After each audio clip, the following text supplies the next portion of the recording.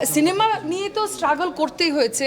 আমরা চিত্রাঙ্গের কবলে পড়েছি, মানে প্রাকৃতিক দুর্যোগের কবলে পড়েছি। আমরা সেটে ওই দুর্গম এলাকায় আমাদের শুটিং করতে যে মানে অনেক ঝামেলায় পড়েছি, অনেক মানে খুবই মানে শুটিংয়ের এনভায়রনমেন্ট এত ভয়াবহ। আমি আমার লাইফে আমার মনে হয় না যে নয় মানুষ সে শুটিংয়ের এক্সপিরিয়েন্স আমার যেই পরিমাণে ভয়াবহ। আমার এই 13-14 বছরের ক্যারিয়ারে কোনো ছবি, কোনো নাটক, কোনো ভিজুয়াল প্রোডাকশন শুটিং করতে যে এত সাফার করতে হয় নাই। কি সাফার করেছেন?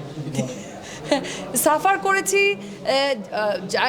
জায়গাটা যেখানে শুটিং স্পটটা লোকেশনটা ছিল আমাদের খুবই দুর্গম এলাকায় একটা চরে, মতলবের কানদির চর, যেখানে এখনও বোধহয় ইলেকট্রিসিটিও নাই, এতদিনে মনে হয় চলে আসছে।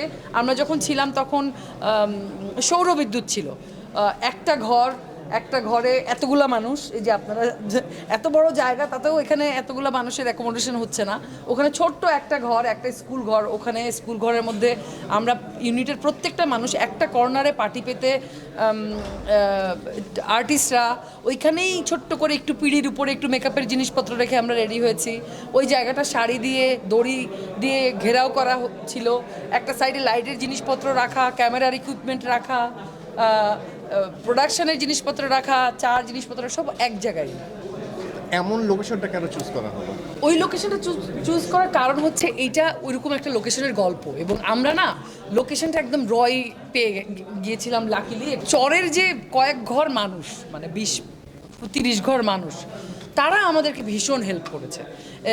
গরম আমাদেরকে, মানে গরমে আমরা দম আটকানোর মতো অবস্থা, টিনের ঘর, কোনো সিলিং নাই। আমরা হয়তো কোনো গাছের নিচে যেয়ে বসছি, তখন ওই চরের মানুষই আমাদেরকে হাত পাখা দিয়েছে, আমাদেরকে বসার জন্য বেঞ্চ এনে দিয়েছে, বাসা থেকে একটা ছোট চৌকি এনে দিয়েছে, শীতল পাটি এনে দিয়েছে, বলেছে আপু শীতল পাটির উপরে বসেন, ভালো লাগবে।